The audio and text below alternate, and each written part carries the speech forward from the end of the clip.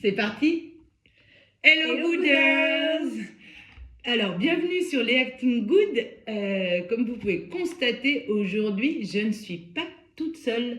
Alors, ça me fait sourire parce que quand je vois le cadre, j'ai l'impression qu'on va faire un sketch des chiens.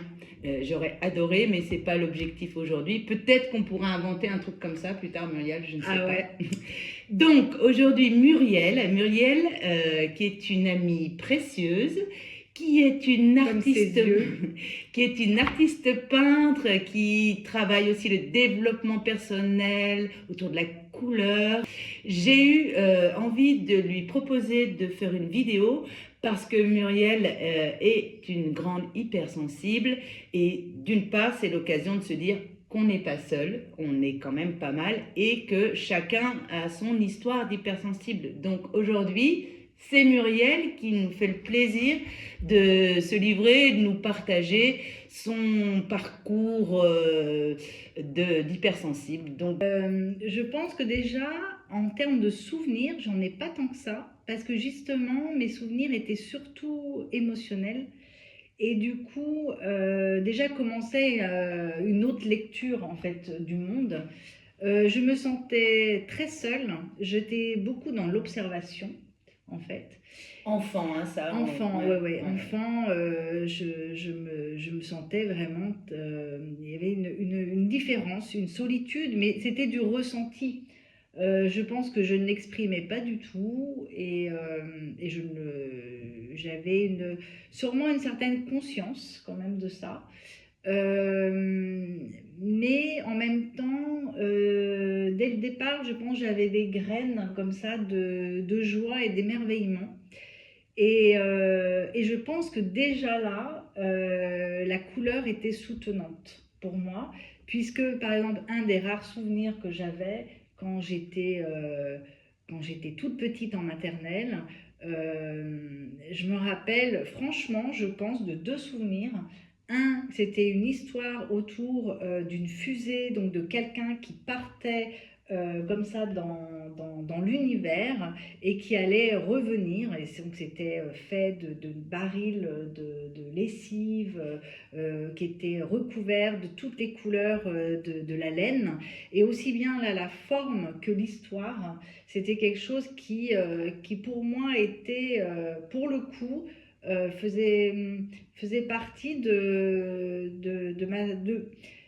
justement pas de mon imaginaire, mais je pense de quelque part de moi. Et en plus, je pense que moi, je me sentais moi-même quelque part différente et que qu'est-ce que je faisais sur cette terre. Et donc, c'est comme si ça me recréait du lien, peut-être avec cette dimension, le cosmos, que j'ai l'impression qui était moins étrange pour moi que d'être dans cette école, voilà.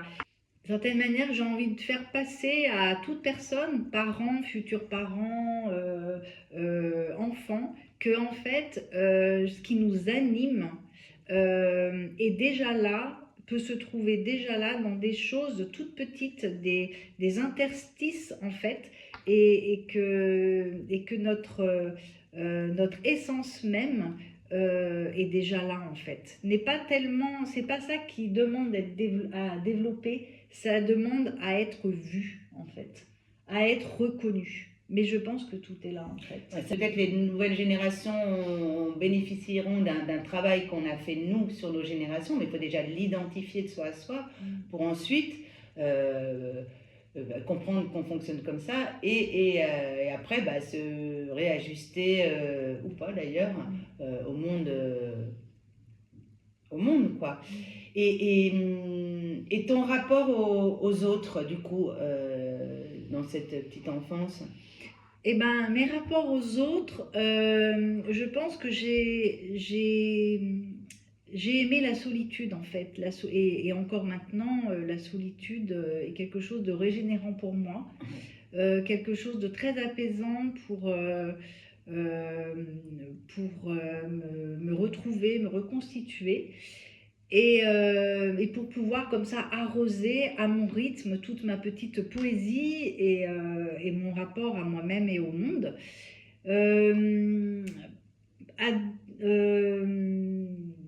Parce que souvent, moi, le souvenir que j'en ai, c'est-à-dire qu'effectivement, moi, j'appartenais pas au groupe branché à la mode, etc. J'étais un peu en retrait, avec un besoin d'observer, etc.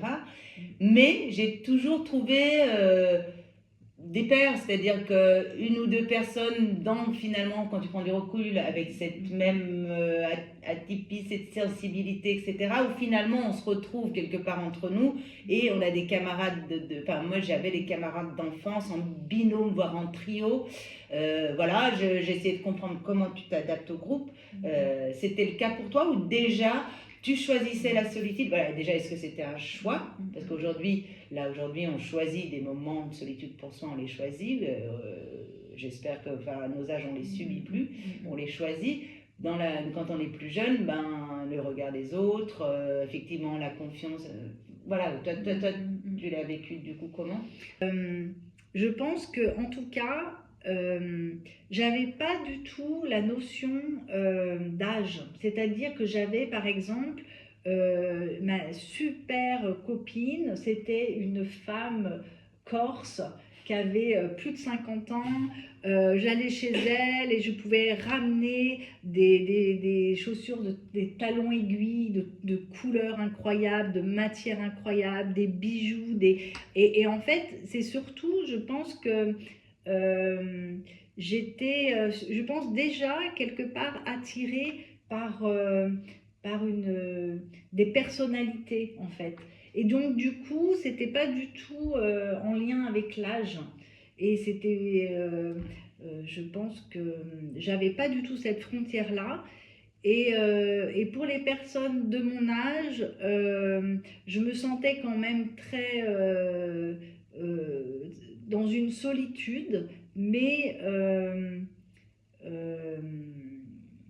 je pense que objectivement, en fait, j'étais quand même avec les enfants, mais je ne l'ai pas vécu tellement de cette manière-là. Même quand j'étais, je pense, avec les enfants, il y avait une partie de moi qui se sentait seule. Ouais. Alors ça qui se sentait différente et seule et en retrait. C'est comme si j'observais tout le temps, en fait. Même si ton corps suivait le moment, effectivement, une grande solitude intérieure. Ça, j'ai des souvenirs, moi aussi, aux anniversaires, etc., d'y aller, parce que c'est ça qu'on doit faire, puis qu'on est un peu curieux, qu'on a envie, mais qu'à un moment, ouais, ça me parle tout à fait.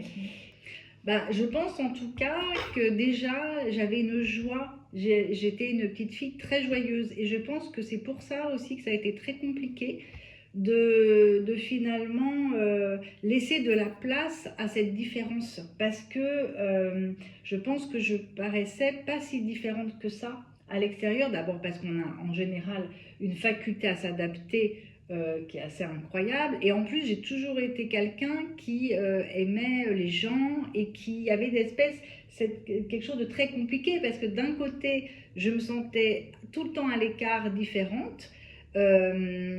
Et en même temps, j'étais quelqu'un en général de très spontanée, très joyeuse, rentrant en lien facilement.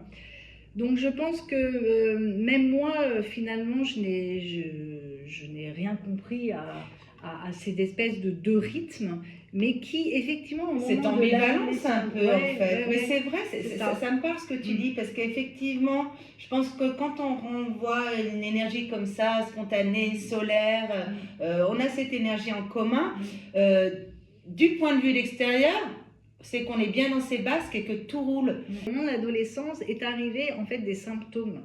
Et les symptômes qui finalement, c'est quelque chose qu'on ne peut plus contenir, qu'on ne peut plus cacher. Et en même temps, c'est une grande chance parce que c'est une invitation à prendre le temps d'aller voir, mais qu'est-ce que ça veut dire? Parce qu'en fait, il y a des messages.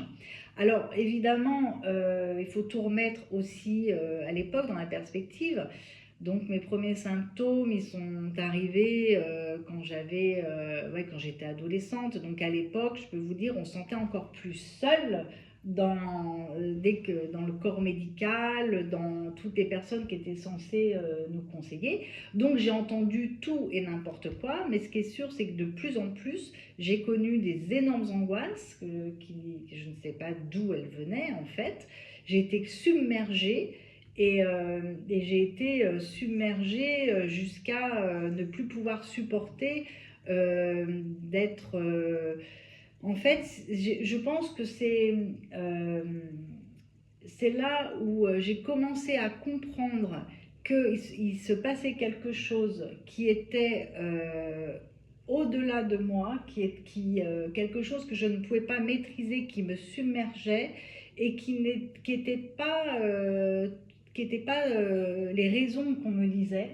C'est quand je me suis mis effectivement à des moments précis qui étaient en général dans les transports, dans des fêtes, dans des lieux où il y avait un peu de monde, ou même des lieux extérieurs où il n'y avait pas de monde, et je me mettais à me sentir très très mal et jusqu'à tomber dans les pommes.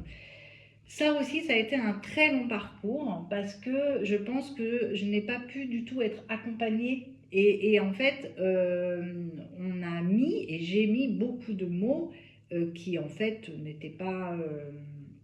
ne correspondaient pas en fait à la source de ça. Donc j'ai effectivement, ça a été beaucoup d'errance, beaucoup de souffrance, alors là, une solitude XXL qui ne m'empêchait pas encore d'être toujours émerveillée, joyeuse. Et je pense que là-dessus, c'était pas de...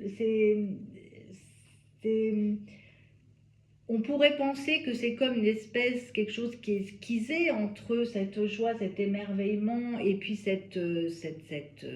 finalement ce désespoir. Mais je pense que en fait, tout cet émerveillement et cette joie, c'est ce qui m'a sauvée en fait. Donc ça a été le cadeau. Et après, voilà, quand on va parler un peu plus tard, on va voir que tout est à sa place et que voilà. Mais c'est vrai qu'à un moment donné, on est dans un tiraillement extrême. Et donc là, quand j'ai vu que même des moments où j'étais très joyeuse, j'avais l'impression et que tout d'un coup j'étais plombée par quelque chose jusqu'à en tomber dans les pommes. Et donc là, ça a été très, très, très... D'abord, on s'organise pour essayer d'éviter des moments-là, on s'aménage. Et en fait, c'est une invitation à vraiment prendre soin de soi. C'est une invitation à aller vraiment décortiquer finalement qui l'on est. Et au bout, alors on verra après si on revient à des étapes, mais en tout cas, n'arrivant plus aussi à digérer, ah oui ça c'est important aussi que j'en parle, n'arrivant plus à digérer. Donc ce qu'il faut voir c'est un parcours aussi où on n'a que des réflexions, on nous dit tout et n'importe quoi, etc. Sûrement aussi ne voulant plus vivre à un moment donné. Ça aussi c'est important quand même d'en parler parce que je pense qu'il y a un moment, c'est un épuisement d'arriver à trouver sa place et tout simplement à se sentir bien.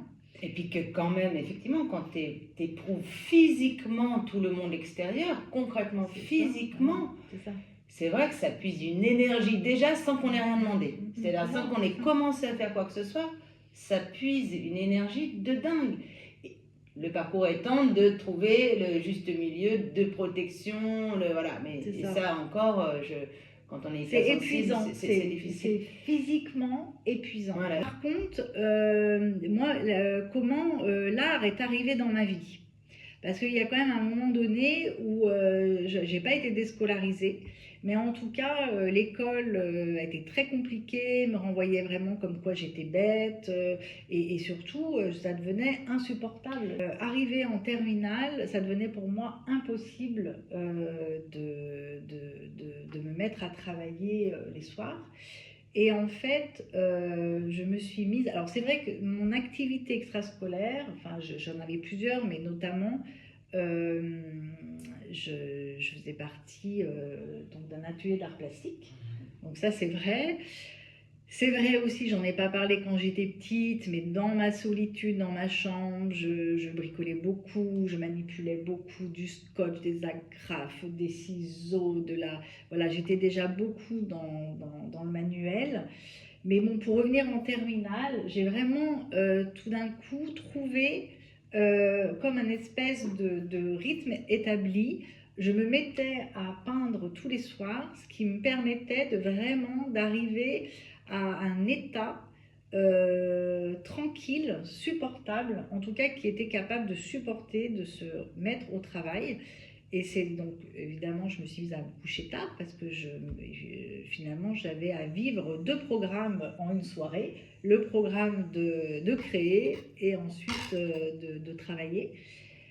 Et ça a été quand même, ça a été une grande aile. En tout cas, mon rapport à l'art était tout de suite un rapport thérapeutique, en fait. Et donc, ce qui a évidemment, qui pour moi après a été une évidence de me former à l'art-thérapie. Et d'ailleurs, en tant qu'artiste, de toutes les manières, c'est évident qu'il y a comme ça un va-et-vient qui est très bénéfique en fait quand on est hypersensible. On peut avoir un rapport au monde, le rapport au monde en fait qui est naturel pour nous, que la société ne laisse pas beaucoup de place à ce rapport au monde et même renvoie comme quoi on est finalement on a un handicap, alors que l'art tout d'un coup valide complètement cet état et au contraire très même prometteur voilà. Et d'ailleurs, après avoir fait des études artistiques, j'ai changé mon rapport à l'école, du coup, évidemment. Et c'est sûr que l'art, c'est un moyen de faire la vie comme on l'entend. On est tellement libre dans l'art d'exister tel qu'on est. Donc ça, c'est vrai que ça se reconnaît chez beaucoup d'hypersensibles. Ils ont une connexion à l'art qui est quand même souvent évidente. Ce ne sont pas forcément tous des artistes, mais à un moment, il y a quelque chose à faire avec ça. Ne serait-ce que pour libérer la frustration, l'interrogation profonde antérieure, la souffrance. Et à un moment, il faut la ressortir. Il faut l'exprimer. De toute façon, il faut l'exprimer. Et effectivement, en plus, c'est un moyen de communiquer avec le monde extérieur parce que ce que tu réalises, ce que tu produis finalement, et c'est vrai que c'est là où l'hypersensibilité finalement devient légitime. C'est ce que tu viens un peu au niveau sociétal. Hein. C'est-à-dire que oui, l'hypersensibilité, elle existe à travers les artistes, c'est là, voilà. Mais effectivement, il n'y a pas que les artistes sont sûrement majoritairement hypersensibles, mais l'hypersensibilité est à d'autres endroits aussi, quoi. Ça m'a permis, en tout cas, peut-être de ne pas me tromper dans finalement mon parcours d'études, même si ça ne s'est pas vraiment passé de cette manière-là, mais en tout cas, vraiment, l'univers, je pense qu'il m'a mis à la bonne place tout de suite. Ça m'a permis de supporter, de sublimer, etc. Mais non, j'avais toujours cette problématique de me sentir quand même épuisée par tout simplement de devoir tenir corps, âme, esprit, hein, finalement, sur Terre, dans cette société. Et là, non, ça a été... Et puis en fait, en plus, moi, j'ai très vite vu que pour créer, il fallait que je sois bien. Donc en plus, le mythe de l'artiste qui est justement torturé, etc., et qui c'est là où il sublime, et ben pour moi, ça ne marchait pas du tout, puisque j'ai vraiment connu en plus l'angoisse dévorante, déstructurante, enfin l'angoisse physique, quoi, donc de toutes les manières, pas du tout en état pour voilà. Donc non, en fait les choses, en fait bien souvent les choses sont neutres, et à des moments ça peut être très positif, à d'autres moments ça sert pas à grand-chose. Alors ça a été un autre parcours, un parcours de résilience énorme. Et là, je pense que vraiment, il y a un moment donné, je me suis dit, mais en fait, comme un espèce d'acte de foi avec moi-même et avec la vie, vraiment, je fais ça parce que je crois que c'est comme ça que je l'ai vécu. Mais il est hors de question que ma vie soit ça et que c'est pas possible que je sois venue sur Terre pour que ça soit ça. Et en fait, je crois que là, je me suis mise finalement non, c'était cela dit déjà avant, mais je veux dire, j'étais mon petit côté têtu avec mon bâton de pèlerin, et c'est aussi mon côté chercheuse que j'ai beaucoup aussi utilisé à un moment dans la couleur en fait. Et donc j'ai toujours trouvé des solutions. Mais le problème, c'est qu'en face, c'est comme si il y avait sûrement plein d'hypersensibles dans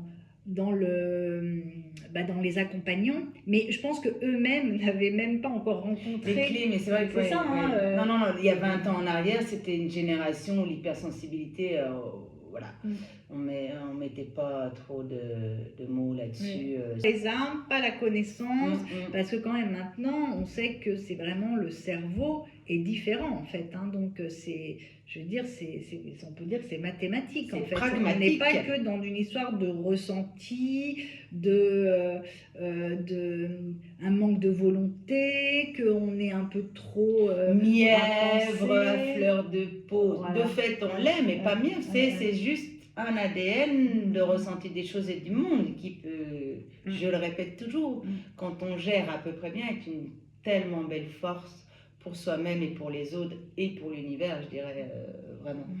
Mais ça reste un marquage, en tout cas autant qu'on a les yeux bleus ou les yeux marrons. Et ça, je pense, c'est important de le dire. Je pense que rien qu'en le disant, déjà, ça crée une légitimité, ça crée une densité, et donc ça permet de vraiment de pouvoir tenir une place, comme dans un champ, un coquelicot tiendrait une place parmi les genêts, par exemple. On a besoin de légitimiser notre posture et notre cartographie, moi je dis souvent notre ADN, voilà, parce que ça parle.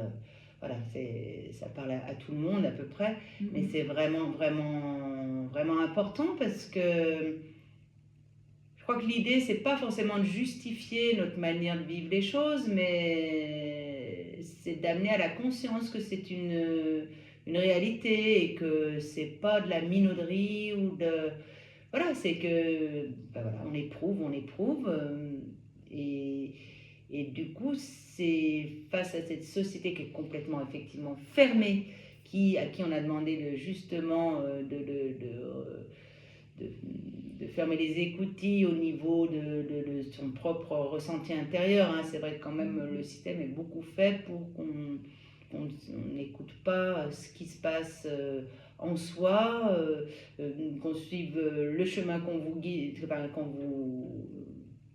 ne veux pas dire vous ordonne, on vous propose de faire, mais n'est pas vraiment mis en place pour ce genre de profil. Donc finalement, l'hypersensible, c'est un révélateur. En fait, l'hypersensible, c'est un révélateur des dysfonctionnements. C'est le premier qui, en fait, va voir ce qui coince, même dans le moindre détail. Et en fait, la société, finalement, va renvoyer à l'hypersensible que c'est lui qui a un problème, alors que en fait, c'est l'inverse. C'est-à-dire que l'hypersensible renvoie le premier, finalement, tous les symptômes de la société. Et notamment, le plus gros symptôme de la société, c'est qu'elle est complètement coupée de la sensibilité, alors que être humain, rien que ça, c'est être et humain, c'est vraiment une respiration première et à l'infini. Et en tout cas, c'est du vivant et c'est de la sensibilité en premier, ce vivant-là. Et ça, je trouve que c'est pour moi Alors, peut-être on est une génération où on a vraiment, ça a été une résilience extrême parce que, effectivement, même ceux qui auraient voulu aider les hypersensibles, eh ben, ils n'étaient pas encore vraiment au rendez-vous. Mais par contre, maintenant, ça change beaucoup et je trouve que finalement, c'est une chance. Maintenant, pour moi, je me dis, mais c'est une chance d'être finalement d'être hypersensible. Mais c'est vrai qu'il y a un switch qui se fait, c'est-à-dire qu'il faut vraiment, quelque part, c'est comme si on a un habit qui est à l'envers et qu'on va le remettre à l'endroit.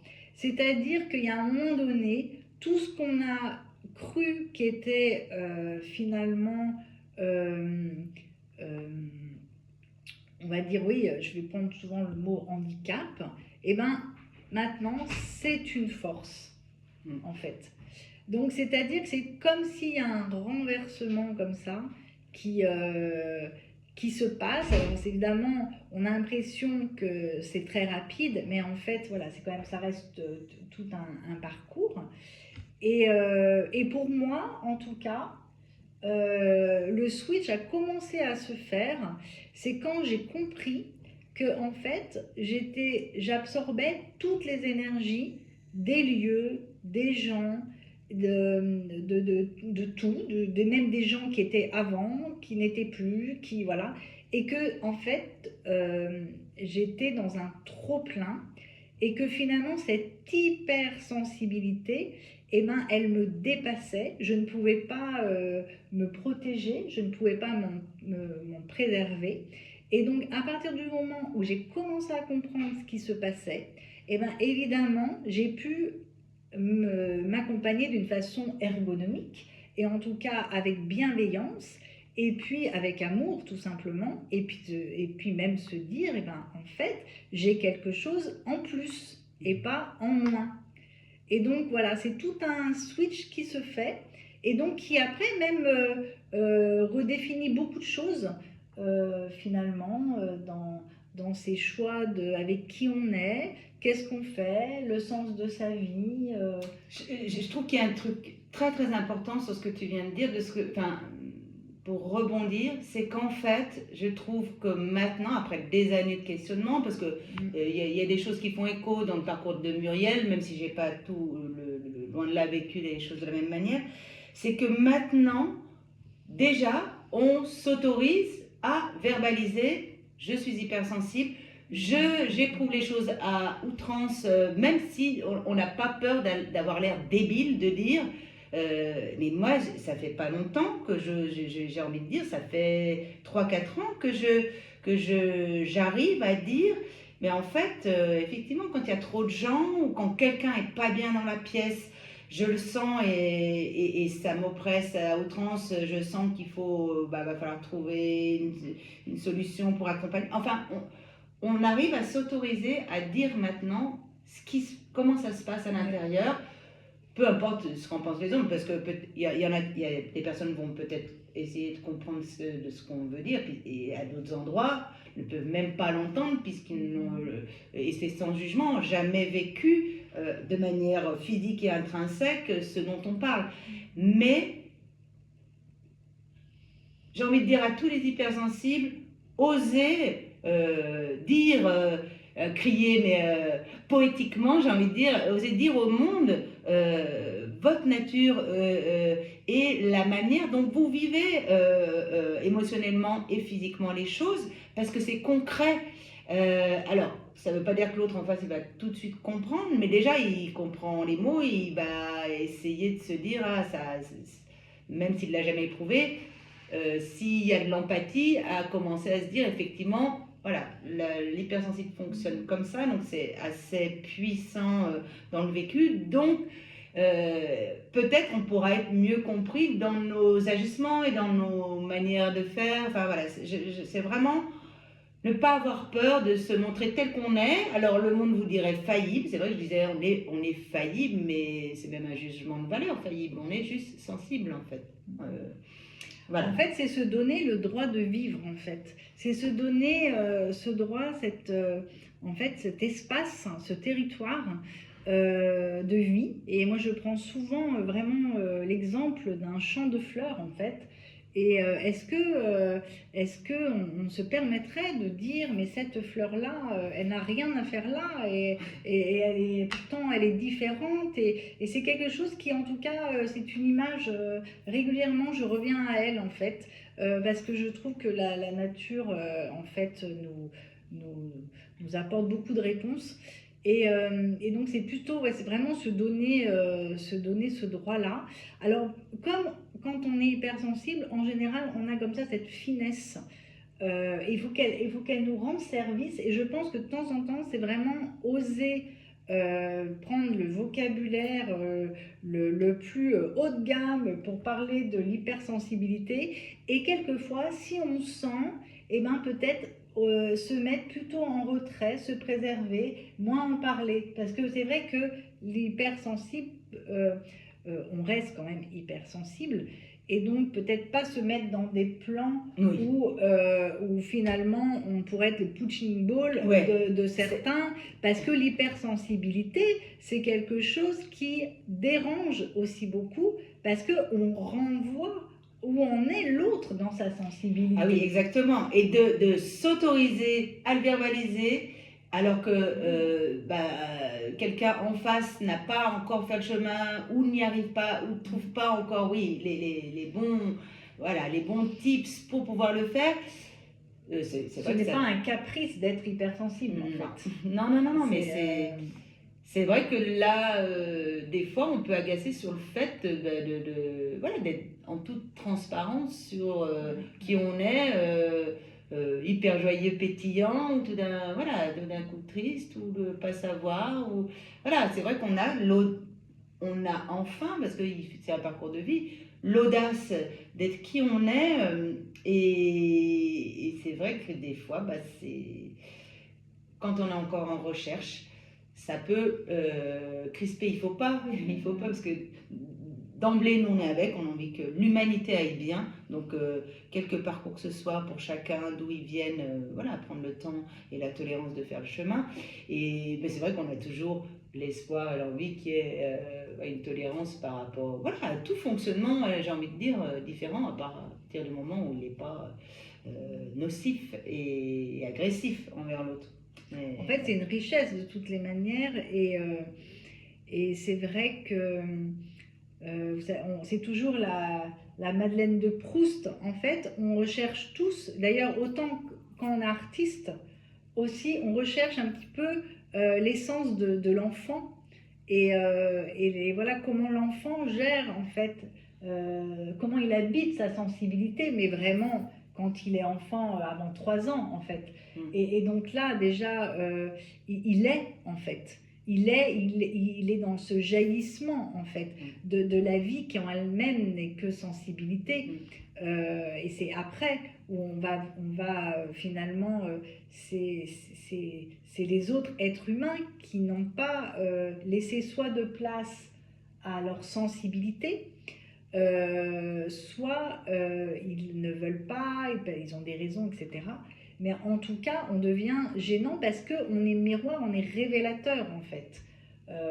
Alors qu'au fond, on sait bien que on ne peut pas être heureux si on est coupé du sensible. Alors l'hypersensibilité est quand même à réguler, mais ça, plus on s'accepte, plus on s'aménage, plus on se comprend, plus aussi on prend le monde comme il est. Et donc ça devient une sensibilité créatrice au sens large, et pas l'hyper qui vient nous balloter entre des extrêmes, ou entre le mouvement qui peut être violent de la société actuelle. Voilà. Et que nous, on peut être sur un ton, un son qui nous correspond et qui est sensible et qui du coup on capte comme ça toutes les belles choses du quotidien, toute la poésie qui est à notre portée. Voilà. Mais c'est ce qui nous sauve d'ailleurs. Enfin, moi, c'est ce qui me fait tenir au quotidien. Oui, parce que en osant cette hypersensibilité, si elle est devenue, en fait, elle quitte la souffrance et finalement elle retrouve sa place et dans sa puissance, ben en fait on n'a plus trop envie d'être jaloux du voisin, on n'a plus trop envie de se venger, voilà, donc c'est quand même, je pense, Ouais. un rapport. On pourrait imaginer si le monde habitait avec grand respect sa sensibilité, je pense qu'il y a quand même beaucoup de problèmes qui seraient plus là. Hein. Ah bah ça, donc c'est quand même un bon évident. Début, moi je trouve. Évident. Non, ça me paraît évident. Voilà, mais c'est la mission de chacun, chacune. C'est-à-dire, faut mettre sa petite pierre à l'édifice. En tout cas, ce qui est beau, c'est qu'après après tout ce parcours, c'est sûr que je me suis sentie naturellement plus légitime pour accompagner, en fait, et aussi cette sensibilité de l'humain, des lieux, etc.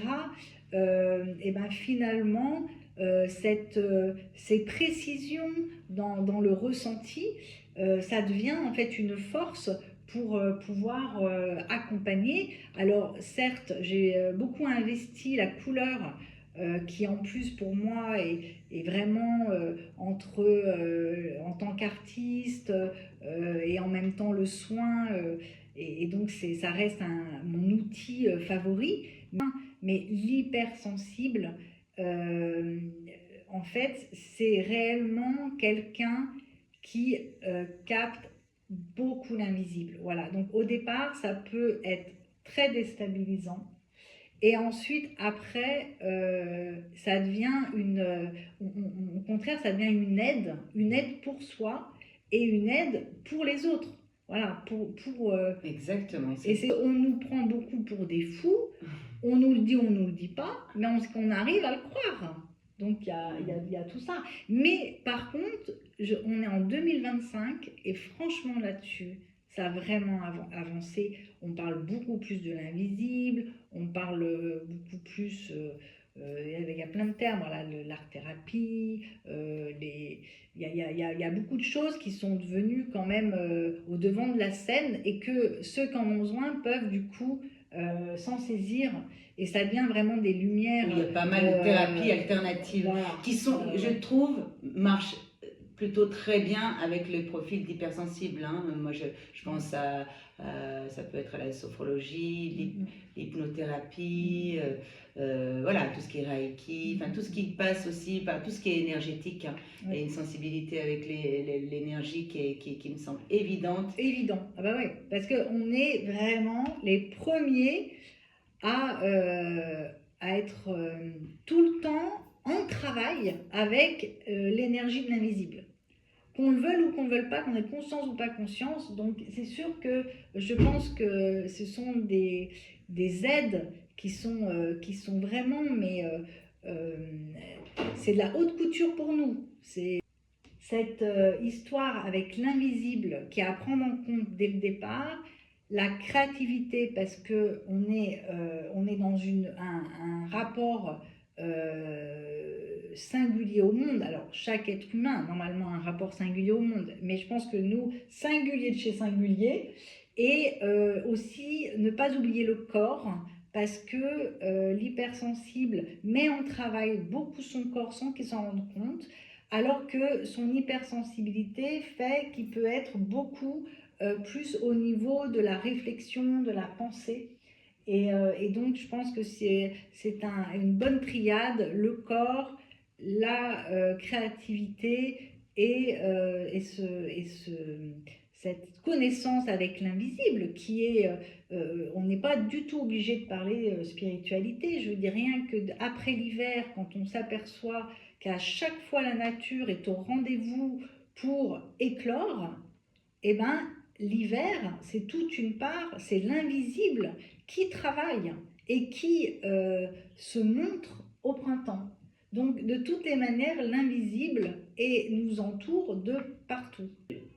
Pour tout vous dire, je pense que Muriel va faire des visites sur les Acting Good assez fréquentes parce que je trouve toujours intéressant d'avoir plusieurs énergies, effectivement plusieurs sensibilités. Et puis peut-être qu'à moyen terme, on va préparer des choses autour des petites surprises, autour de la couleur, du monde des hypersensibles. On va voir, on a envie de se laisser porter pour vous faire du bien, pour qu'on se fasse du bien et qu'on avance ensemble. Donc j'imagine qu'on va se retrouver bientôt, on ne sait pas encore comment, mais on va le faire. Est-ce que t'as dit des choses tellement fondamentales aujourd'hui et tu me diras ça vibre de partout, voilà, c'est l'hypersensible. Donc là, ça vibre, ça veut dire ce que Léa disait, dans des choses peut-être surprises, mon corps il disait yes, yes, yes. Ouais. Donc, en tous les cas, Muriel, merci d'avoir partagé avec nous. Nous sommes pas seuls. Hein. Puis on vous dit à très vite, hein, de toute façon, pour encore des beaux moments de partage. Portez-vous bien et bisous. Ouais, prenez soin de vous. Voilà, bisous le good earth.